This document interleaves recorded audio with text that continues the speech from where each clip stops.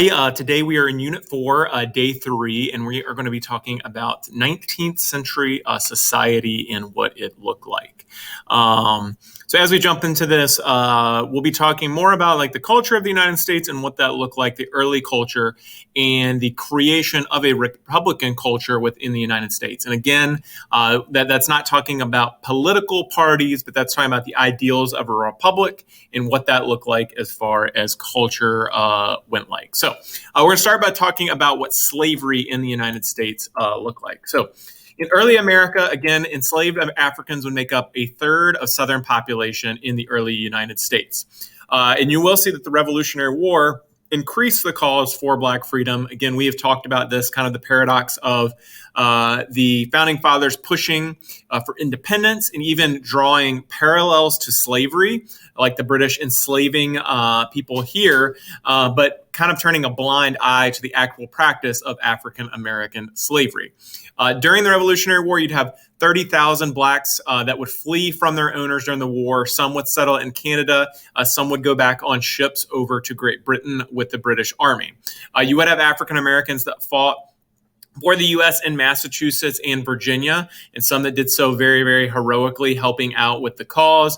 Specifically, you had some African Americans that helped gain information from the British and pass that on to the Continental Army that helped at the Battle of Yorktown during that time. And as we've talked about too in the past, the wealth in the South was measured by the amount of land that you owned and also by the amount of slaves that you owned. So freedom for slaves. Manumission, this was this idea that a slave owner could free their own slaves. And I know it kind of seems weird to us to think about it. Well, of course they'd be able to free their own slaves. Well, you actually see that was against the law in a lot of places in the South. In 1782, the Virginia General Assembly developed this idea of manumission where slave owners could free their slaves. This is one of those things that actually Patrick Henry had helped push for, the idea that if somebody wanted to free their slave, that they would be able to. And this law would lead to 10,000 freed slaves within that decade. So again, that's just a small number compared to the overall amount of slaves that you had here, but at least it's somewhat of a start. Quaker, Baptist, and Methodist, these evangelical religions, you would see they often advocated for emancipation of slaves. And that's why a lot of times they were very controversial at the beginning, is because people didn't necessarily like this idea. And there was, even for people that weren't slave owners, there's this fear over what would happen if slaves were actually freed. Now, again, Enlightenment philosophy undermined that whole idea that Blacks were inherently inferior to whites. I remember Declaration of Independence, Jefferson writing, "All men are created equal," and that really means that all men are created equal. And that was Enlightenment philosophy. So again, it is incredibly ironic that in the world, not just in the United States, but all over the world, that you had slavery at this time when Enlightenment philosophy was becoming so prevalent. And it's kind of like they just ignored that part of Enlightenment philosophy unless it benefited them in some way. By 1860, you'll see about 25,000 or 250,000 African Americans in the South were free. Just because they were free didn't mean that things were necessarily great for them. So emancipation. From 1784 to 1794, every state north of Delaware enacted legislation to end slavery. Of course, as we talked about before, Maryland still had slavery. Maryland, again, the Chesapeake region there with the large amounts of tobacco farming they had there, they did not free their slaves. And again, laws varied from state to state on what emancipation would look like. You'd see 1799 when New York went about granting freedom to slave children. Those slave children had to turn 25 before they got their freedom. You would see in 1810, we tend to think about slavery just being a Southern issue, but in 1810, you still had about 30,000 Blacks in the North who were in slavery. Now, slavery did look a little bit different in the North, but you did still have some slavery there. And again, progress in this would be slow because, like I said, there was concerns from a lot of people that didn't even own slaves about what would happen if slaves were freed. In the North, a lot of people fear that there would be competition for jobs, and you'll see that's something that would continue throughout the early 19th century, this fear that if slaves were freed on a large scale, they would move to the North and take jobs from people there. Also, there was a fear in areas about racial melding. Again, that was a a feeling that was all over the country, not just a Southern thing, a concern about mixing of whites and blacks, even though that had been happening for centuries in the South, or for, at least the last century in the South during that time, and in the North. But again, you'll see, you could even say even up today that people have this weird fear of blacks and whites, racial melding between the two. And fear was even more prominent during that time. Economics of slavery. So slaves represented a large financial investment for the owner. You hate to kind of like boil down a slave to like a farm tool, but to a slave owner, that's what it was like. And again, that's not saying that feeling is right at all. But to them, they almost look at a slave as like a tractor. A farmer would look at a tractor today. And again, that's one of the cruelties of slavery, is the idea that a slave was looked at as just another tool and not a human being. So because of that, again, slaves were a large financial investment for slave owners. And you will actually see a lot of people argue to get rid of the slavery because of the large financial investment it meant for slave owners. That was one way that people went around arguing, saying, hey, we should get rid of slavery for that reason. You will see Virginia legislatures would argue that slavery was a necessary evil. And again, this echoes what a lot of people thought during this time. Like we've talked about, Thomas Jefferson, Patrick Henry, George Washington. You have many others who didn't like the practice of slavery, but they still owned slaves themselves. And they viewed it as this necessary evil that they didn't really have a choice outside of slavery for having labor on their farms. And this was a feeling that was shared across the South in a lot of areas, this idea of a necessary evil. You'll see between 1776 and 1809, 115,000 slaves were imported into the Lower South. Again, the Lower South, where you have a higher death rate in slaves. Again, 1808, 1809, that is that time period in there where Congress had actually banned the importation of slaves, and that's why you're going to see that number stop right there. Often people justified slavery by using historical and religious arguments. You'll see a lot of paternalistic type viewpoints towards slaves as almost like that white slave owners and we're helping African Americans in some way by civilizing them and that kind of thing. That was an argument that they used quite frequently. You'd also see religious arguments from the Bible, which I think is incredibly ironic, because if you look at the whole Old Testament of the Bible, which talks about freeing the Israelites from slavery in Egypt, and that was conveniently disregarded by slave owners when teaching that slaves should obey their masters and that kind of thing. They focused on passages like that versus focusing on the condemnation of slavery in the Old Testament. And again, they would support the claim, like I said, that slavery was good for the slave and the master. Again, a lot of this viewpoint of that the slaves needed the master and that they needed the white man during that time to somehow improve their condition in some way. Again, these arguments aren't right, but these are the arguments that they used to try to justify what was happening during that time. This right here, I think we've seen this slave price chart before, but you can see there what the prices of slaves. This was from North Carolina. I can't remember the exact year of it. And these were a baseline. Again, slave value could fluctuate based on a lot of different things. But you can see there, if you're in the age 20 range, that was considered the ideal range, and that's when you would be the most expensive. The older you got as a slave, the less beneficial you became for the slave owner. So those slaves generally did not go for very much. All right, in 1800, we talked about the Stono Rebellion earlier in this year, but you're going to see Gabriel Prosser in 1800 would be one of the first to plan or try to plan a large-scale slave revolt here in Virginia in 1800. He was a Virginia slave. He had planned a slave uprising of over 1,000 slaves. His plan had eventually been with the slaves to march on to Richmond and hopefully get an audience there and be able to do something about slavery.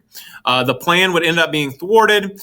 It would be discovered. Somebody leaked the information. It got out. And Gabriel Prosser and 30 of his followers ended up being hanged here in Virginia. And as I mentioned with like the Stono Rebellion, when you see slave revolts happen, generally things after that become much worse for slaves. And that's exactly what is going to happen here in Virginia. You can see the Virginia Herald during that time says, "Liberty and equality have brought the evil upon us," talking about the evil of a slave rebellion. But again, it's interesting. They're mentioning liberty and equality, these Enlightenment ideals, but then not applying them to slaves. So in response to this, you're going to have strict slave codes implemented to hopefully prevent slave revolts from happening here. And again, this happens over and over again when you have these slave revolt type things, that you're going to have more laws put in place to control the behavior of slaves. Now, you will have a slavery boom. Actually, it had looked like slavery had kind of been going down in numbers, but as we have talked about before with the cotton gin, that led to a boom in slavery. You would see actually some slaves be smuggled into the South as a result of the ban on importation of slaves. Sometimes free African Americans were kidnapped from the North and brought into the South. And you will see that in some areas in the South, as much as 75% of the population would be made up of African American slaves. You can see on this map here showing the distribution of the slave population in the South with the 1860 census. You can see the high numbers now there in the Mississippi River Valley, where you would have had a lot of cotton fields. Also, you can see there in Virginia, the large number would have been working on tobacco plantations and that kind of thing. So by 1860, you'll see the value of a field slave was almost $2,000. So with the end of importation of slaves, the value of the existing slaves here would actually go up. Again, it's supply and demand, and that is what would happen. All right, so how were slaves treated? It really varied from one plantation to the next. You're going to see that a lot of slave owners saw that it was very important to take good care of their slaves. Again, we talked about earlier in this how a lot of slave owners use Christian arguments in justifying slavery. Well, along those same lines, you're going to see a lot of slave owners that were Christians said that it was their Christian role as a Christian slave owner to take good care of their slaves. Now, again, you had a lot of slave owners that didn't really care about taking care of their slaves. But for the vast majority of them, and again, I'm not justifying slavery in this, they did take care of their slaves because of the big financial investment and because a lot of them saw it as their duty. If you ever have a chance to see the movie 12 Years a Slave, it is a fantastic, fantastic movie, and it is based off of the true story of Solomon Northup, who was kidnapped from the North, brought to the South, and worked 12 years as a slave. And he kind of got to see the gamut of slave treatment during his time in the South. He had a good slave owner, one that treated him really, really well, had one that was more hands-off, was strict in some ways, but not in others. And then he had the really terrible slave owner that beat and raped slaves all the time. So again, I encourage you, see that movie. It will, it can really change your perspective on slavery by watching that. And also his account that he wrote is very, very good as well. Another horrible thing that would happen with slaves is families could be separated due to being sold. Again, this is one of the horrors of slavery, is the breakup of families that occurred. And you can only imagine how absolutely devastating that is. I know one of the most impactful scenes to me in 12 Years a Slave is when they're at a actual slave auction and you have a lady, I think the slave owner couldn't afford to buy all of her children. So one or two of her children actually were not sold with her. And it's just heartbreaking to see those kind of scenes and to know that that actually happened in real life. You also see that slave women were more vulnerable to sexual exploitation by their slave owners. Again, it was quite common in the South to see slave children born that would be mulattoes, which is the mixed white and black. And a lot of that came from either slave owners or people in their family exploiting slaves, and there being children as a result of that. All right, so shifting a little bit, talking about sectional differences now. We talked about this big difference of slavery, but also you're going to have big sectional differences between the North and the South as well. The North was the most populous part of the country due to birth rates and the massive amount of immigration that was happening into the north. This would be a trend that would continue even through the early 20th century. Factories were growing in abundance, producing a variety of goods. Cities and slums grew as a result of cities becoming more urbanized. You're going to see that you start to have more and more slums pop up in there. 250,000 free African Americans would live in the North by 1860. In the agricultural Northwest, again, not the Northwest we think of today, but the area of Michigan, Wisconsin, Illinois, and all of that, they would use new inventions like John Deere's steel plow and the mechanical reaper by Cyrus McCormick to increase the crop production there. And like I said, you did have a large number of immigrants coming into the north, and then a lot of them would actually move out to the northwest. Some of them would stay in the north to work in the factories there, but you would especially have a large number of German immigrants that would move into the northwest and buy cheap lands there and then start farms. In the south, again, tobacco, rice, indigo, and cotton were the most important agricultural products in the South. And again, I've mentioned this before, but King Cotton, that's how important that cotton grew in the South, is that it was known as King Cotton. Again, aristocracy would be made up of the wealthy planters who owned at least 100 slaves and 1,000 acres. You're going to see the majority of slave owners, though, owned less than 20 slaves and had just several hundred acres. And these slave owners actually usually worked in the field with their slaves. And again, the vast majority of slave owners owned 5 or so slaves for those people that did own slaves. Now, poor whites made up 3/4 of Southerners who did not own slaves. These people are often known as hillbillies or poor white trash by the planters. And you're going to see a lot of these poor whites actually defended the practice of slavery. And if you think about it from their viewpoint, they were known as poor white trash and hillbillies to the wealthy in society. So I'm sure that a lot of these hillbillies justified slavery because in one sense, it meant that they weren't at the bottom of the social scale, that slaves were actually at the bottom of that. And plus, again, with this, you had to fear, even by poor whites, that if slaves were freed, what that meant for society in general, because it would have a way of, I guess you could say, disrupting their society, and they were scared of that. But again, 3/4 of Southerners did not own slaves, and that's why you're going to see this big gap between the rich and the poor in the South.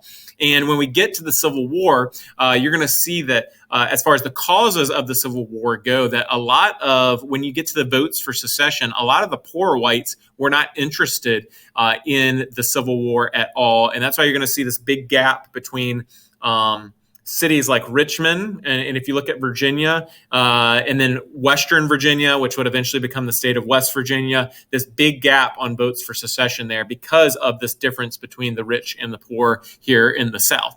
Mountain people often lived in the Appalachian Mountains and the Ozarks. They usually disliked planters and the slaves. And again, like I was just saying, you did have that big gap between the rich and the poor, and often the poor whites and the mountain people had a disdain for the planters and their slaves and everything having to do with them. Also, in the South, cities, New Orleans was the only Southern city among the nation's 15 largest. Atlanta, Richmond, Charlestown, and Chattanooga were all very important trading centers during this time. They would not be, though, amongst those largest cities in the nation. All of those would be in the Northeast there. Again, you see Atlanta and Richmond on here. That's why Atlanta and Richmond are going to be such big deals during the Civil War, is because those really were the two big industrial cities kind of that the South had going for them.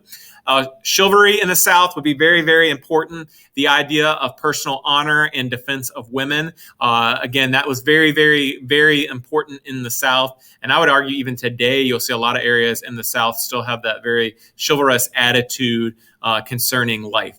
The upper class valued education. You're going to see in the lower classes, though, that schooling rarely went beyond early elementary, and you were supposed to be out in the farm working after that, or going into whatever your career would be, which would usually be some sort of farming.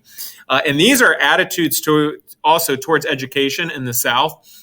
That you're going to see that during Reconstruction after the Civil War, this is really going to be something that the North tries to push onto the South, is the value of education and public schooling here, because a lot of people did not see the value of the education. And I would argue that you still even see that today in the lower South, in areas like in the backwoods of Mississippi and those places, that people still don't value education. They just don't see the usefulness of it. My own grandfather, again, I'm from here in Virginia. My grandfather grew up on a tobacco farm, and he only had a 5th grade education when he dropped out of school at that time to help work on the farm. And again, that was in the early 1940s, that you still saw that happening a lot in the South, where people were not finishing their education because it was more important for them to be working on the farm. All right, the West and the frontier. The concept of the frontier continued to change as Americans pushed west. Again, that would change as we moved to move farther west, as we start to get into like the mountains, the Rocky Mountains. You get this concept of like the mountain man. Natives continue to be pushed west as well. Mountain men, these are the people that often served as guides and pathfinders for the settlers, crossing the mountains into California and Oregon. You can find plentiful stories written about these mountain men. And a lot of people idolize these mountain men because them being out there, it represented like freedom and this kind of wild spirit. Again, right here, Old Bill Williams. Interesting, William Williams is his name. He was a Rocky Mountains trapper during that time, and he's kind of considered the prototypical of these mountain men. There was a movie that came out in the 1970s. You're probably familiar with the meme involving it about Jeremiah Johnson, a mountain man. And that story is loosely based off a collection of stories about several different mountain men. Again, if you look up Jeremiah Johnson, you'll probably recognize the meme based off of that. Families generally worked in these areas from sunup to sundown. They lived in log cabins, and basically everything that they had was things that they worked for and developed on their own land. Of course, they would have guns and that kind of thing that they didn't manufacture on their own, but generally they lived very kind of solo lives to themselves. And women were very, very important in these frontier farms and homes because women helped work the land. Again, sectional differences. We've already talked about how the slave trade was outlawed in 1808. James Madison, though, as president, did agree to protect what he called the peculiar institution. Again, this mindset that a lot of people have that slavery was this weird thing. And even though we had it, they didn't like that we had it. And the following approval would be put in a resolution that would be approved. Congress has no authority to interfere in the emancipation of slaves or in the treatment of them within any of the states. And again, the South vigorously defended slavery, especially your wealthy plantation owners, while Northern abolitionists continued to push for an end to slavery.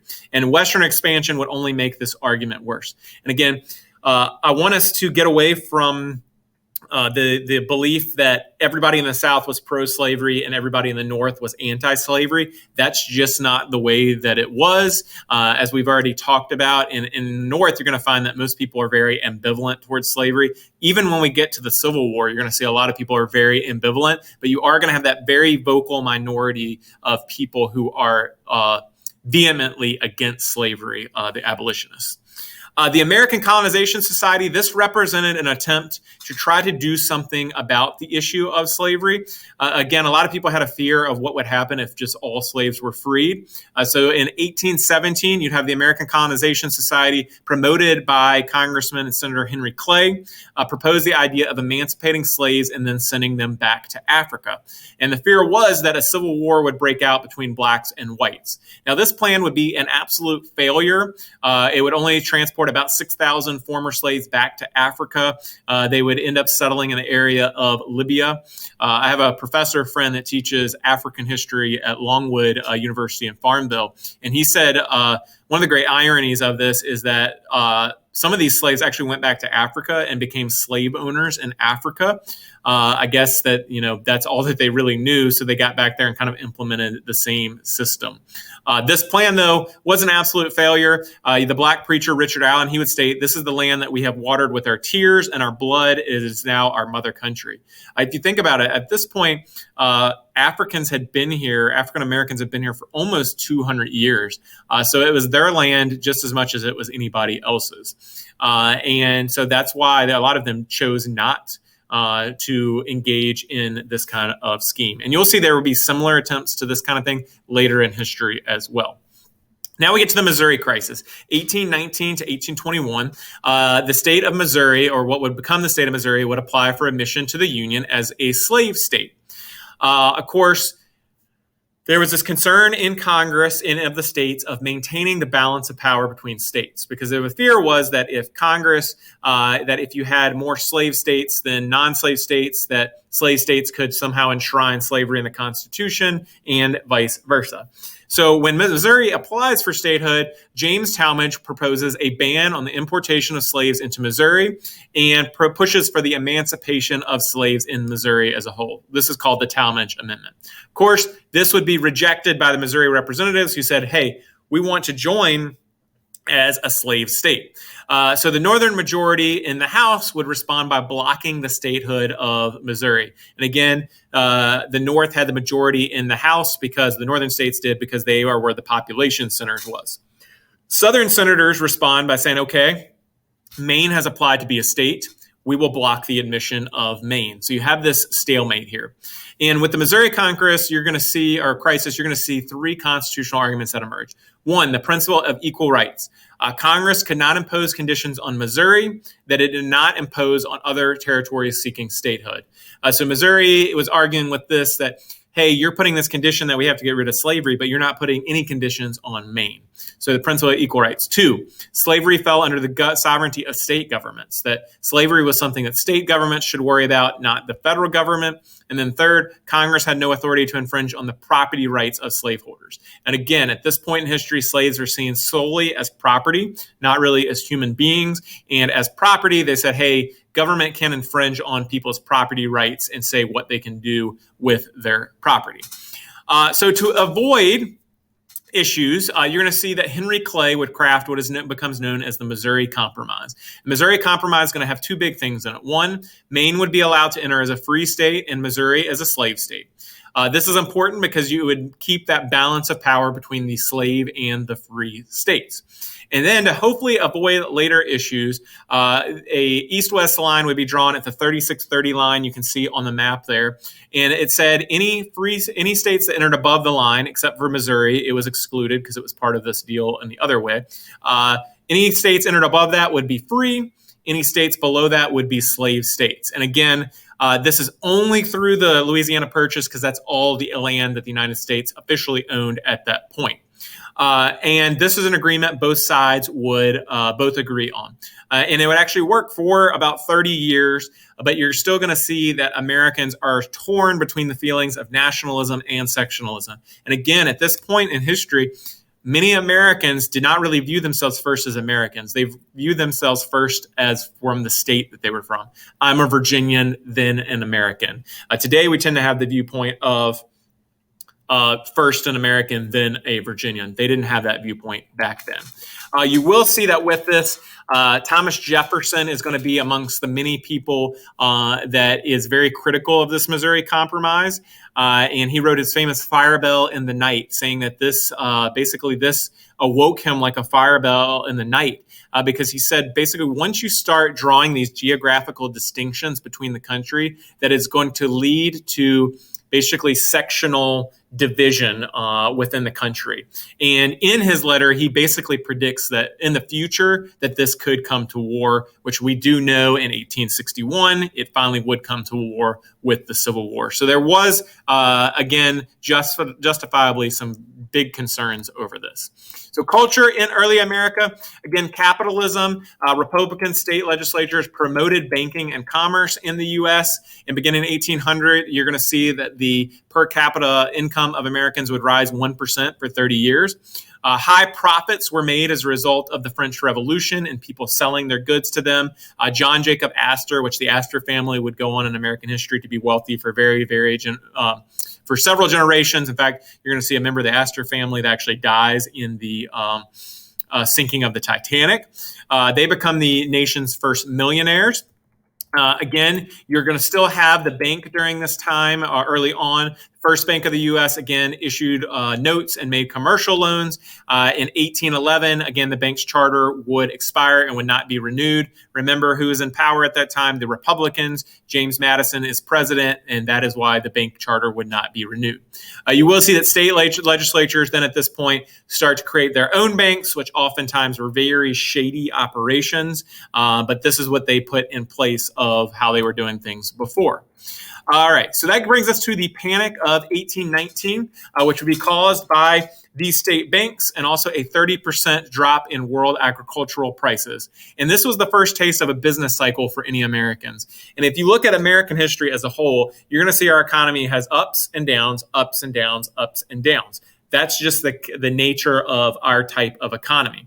So as a result of this panic, which would lead into a mini depression, you're going to see a lot of hostility in Americans towards banks. And a lot of the artisans and yeomen start depending on the market economy.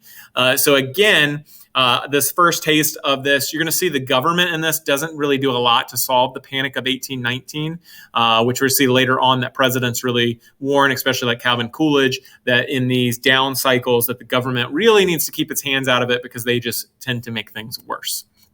All right.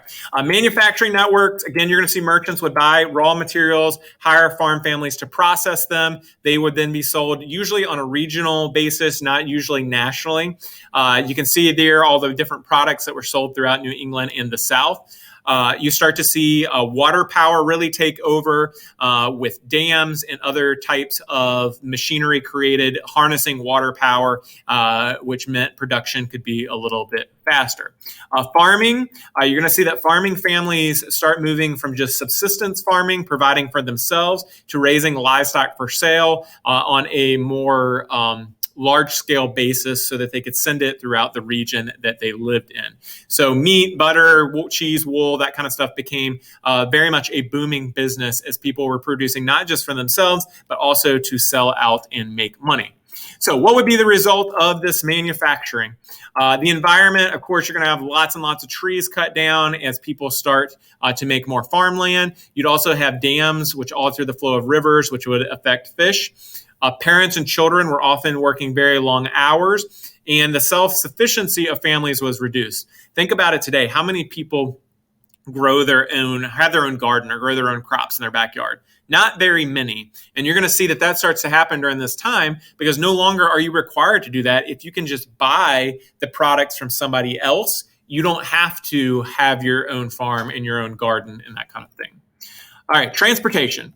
You're going to see that the transportation systems within the United States would change as well. Because of the size of the U.S., people often like to compare us over to Europe, which has a very advanced transportation system. But when you look at the size of a country like Great Britain versus the entire United States, it's quite a big difference.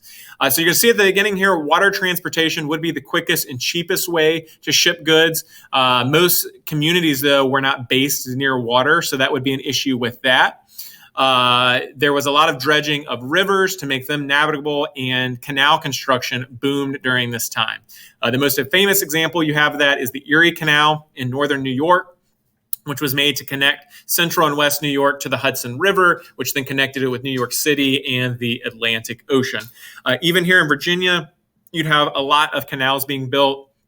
The most famous in our area would be the Kanawha Canal, which was a canal that was supposed to come from Richmond and eventually connect us all the way to the western part of Virginia. And there were hopes actually of taking that canal all the way to Ohio. Unfortunately, I think it only made it to about the Lexington area before railroads took over, and that canal was never finished. But actually, if you go down to Lynchburg, behind the Depot Grill, you can actually see the evidence of the old canal bed through there. States such as Massachusetts and Pennsylvania began granting charters to private turnpike companies to start building land roads as well. Here's a map here showing the Erie Canal and how it connected, again, the Great Lakes with the Hudson River there. The Commonwealth system, this was a form of state mercantilism that supported the construction of roads and canals, and it was called the Commonwealth system because it was seen to help increase the commonwealth of the nation overall. And this was a way that states could use public monies to help out private businesses to help improve the general welfare. So they would give special charters to certain corporate enterprises, grants of limited liability, and use the power of eminent domain to help build roads, bridges, and canals. Again, eminent domain is still something that the government uses today to be able to build certain things. Now, what kind of conflict would this create? Again, you're going to see a lot of Americans didn't like the idea of private money being used for, or public money being used for private businesses.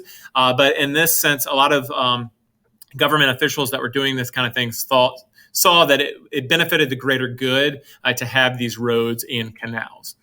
Republican culture during this time, again, you'll see political equality and social mobility for white males was embraced. The middle class started pushing for these more equal marriages and differing ways of educating their children. And you're going to see a lot of people saw America as a genuinely new social order.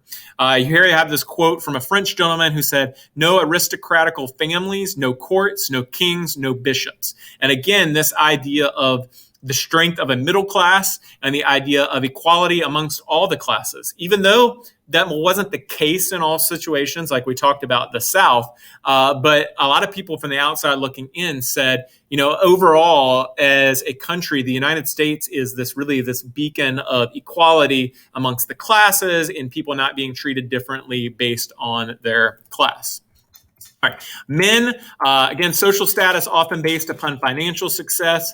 A lot of Americans accepted the idea of social divisions based on personal achievement rather than social privilege. So that's basically just saying people didn't like the idea of you inherit your money and that's where your prestige comes from. But Americans respected the idea of kind of like the rags to riches story, like that you worked really hard and you earned what you gained. And I would say that's still an attitude that a lot of Americans tend to have today is we tend to respect people more that have worked hard for their money versus people that have just inherited it and done nothing really to deserve it. That attitude was true back then. You will see the illegal equality for all men would be extolled. Women and African Americans, of course, were still restricted. And you'll see in some states, they actually had suffrage for all property holders, but then went back on that ideal. And New Jersey is one of those examples. A part of the reason they did that, too, is because of immigrants coming into the country that they feared swaying elections. Marriage, again, who would have the authority in a Republican household where everybody is supposed to be equal? You will see that the system here was still very patriarchal with the man being the head of the household, but you will see that starts to decline a little bit, again, as this whole idea of equality between everybody becomes prominent. You would also see economic changes, again, where you're not having as many of the family working within the house. They're going outside of the house. And now you're starting to see more equality between the two sides as far as work goes. Cultural changes as well. And again, a lot of that goes back to these Republican doctrines. And despite marriage changes, you will see that divorces were still very, very difficult to obtain during this time. Motherhood, again, this idea of Republican motherhood. We would see a decline in the birth rate beginning in the 1790s because of more and more people moving west, women marrying later, and white couples intentionally limiting their family size. But like I said, they come up with this concept of Republican motherhood and the idea that women were seen as very, very important in helping raise the future generation of Republican leaders within this country. And people started looking at men, too, in more of a negative light, seeing them as basically a source of misconduct, both sexually and socially. Alcohol generally was the thing that was paired with that, saying, hey, look at these men, they're all drunks, and this is what they do in their drunkenness. Children in education. Some believe that Republicans' parents gave their children too much freedom. You would see at the other extreme, you'd have very reformed parents who were very, very strict with their children. As I said before in this presentation, in the New England area, they tend to really value education. And you're going to see that that's where you have a lot of locally funded public schools. Less than 1% of the population would attend college during this time. And you're going to see guys like Thomas Jefferson and Benjamin Rush who valued education in a big way. They start proposing systems of both primary and secondary education, and then followed by college for the very brightest, which is why you're going to see Thomas Jefferson found the University of Virginia. And again, people saw the value of patriotic instruction. So American history was taught, and people thought that teaching patriotism and cultural ideas were very, very important for the future development of our nation. Again, this idea of an American culture, Noah Webster, we've mentioned him before, but he starts defining words according to American usage. You're going to have some of the first really truly American writers come out with Washington Irving writing Rip Van Winkle and the Legend of Sleepy Hollow. And by the 1830s and 40s, you're going to see an American Renaissance would take place, where you're going to start to see a lot of contributions in the areas of literature and art and the more artistic pursuits. So I know this presentation was very, very long. We're covering a lot of material during this. You do have an activity to complete here at the end. But remember, when you have the creation of this country, and any country in general, you kind of have the development of a culture after that. And that is what's going to happen here in the United States as we move away from just solely inheriting like a British culture and kind of define it for ourselves. And then on the other side of that, we have the issue of slavery and how in many ways, not only was it holding African Americans back, but it was holding back the country in general, especially the South. And I know that some people that were leaders during this time saw the devastating impact that slavery was having upon the South. And that would be one of the ways that you'd see leaders that would go about and attacking the practice of slavery. Because again, not many people were super sentimental towards African Americans, but the people that wanted to get rid of slavery started seeing that they could push it and say, look, this is the damage that slavery is causing for the South and for the Southern economy. So hope you have a great day. Sorry to blabber on for 40 minutes. We just had a lot of information to cover here. So have a good one.